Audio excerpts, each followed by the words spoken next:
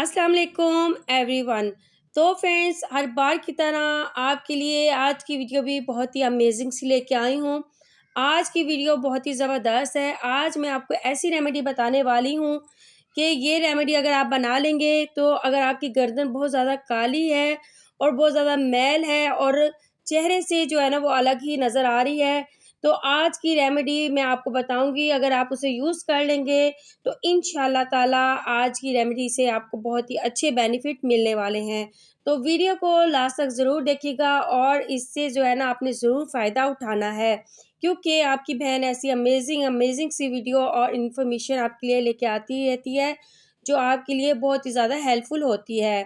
तो आज की जो रेमेडी है ये सिर्फ 10 रुपये से बढ़ने वाली है, जो आपकी गर्दन की स्याही को बिल्कुल ऐसे ख़त्म कर देगी जैसे कि थी ही नहीं।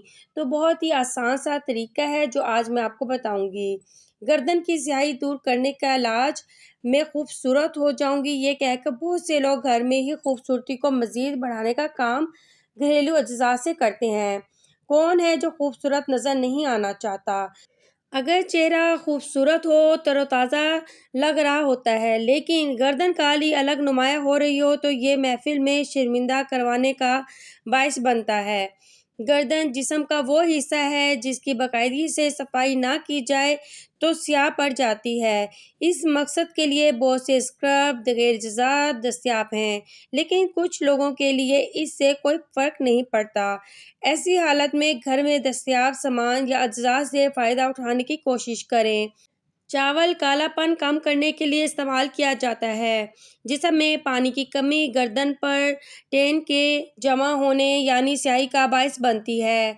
चावल का पानी और इसका पेस्ट स्याही को दूर करने में बहुत मदद करता है। गर्दन साफ करने का तरीका। चावल का पानी। चावलों से गर्दन साफ करने के लिए रात को सोने से पहले एक मुट्ठी चावलों को पानी में भिगो दें और सुबह उठने के बाद इसे पीस लें। इस चावल के पेस्ट में एक विटामिन ई कैप्सूल, एक चम्मच कॉफ़ी शामिल करें।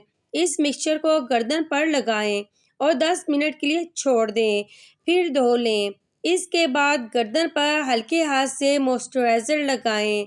ऐसा करने से गर्दन का कालापन दूर हो जाएगा। याद रखें कि एक बात का कि इस मिक्सचर को गर्दन पर ज़ोर-ज़ोर से ना रगड़ें। ऐसा करने से गर्दन की जिल्द को नुकसान पहुंचता है।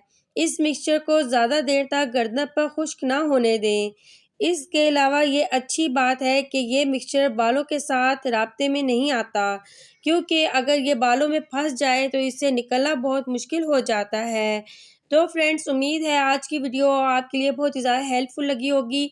अगर वीडियो पसंद आई हो तो ज़रूर वीडियो को लाइक कीजिएगा और ज़्यादा से ज़्यादा वीडियो को शेयर करें और चैनल को ज़रूर सब्सक्राइब कर दें। अब मुझे इजाज़त दें, दुआओं में ज़रूर याद रखना। ओके, अल्लाह हाफ़िज़।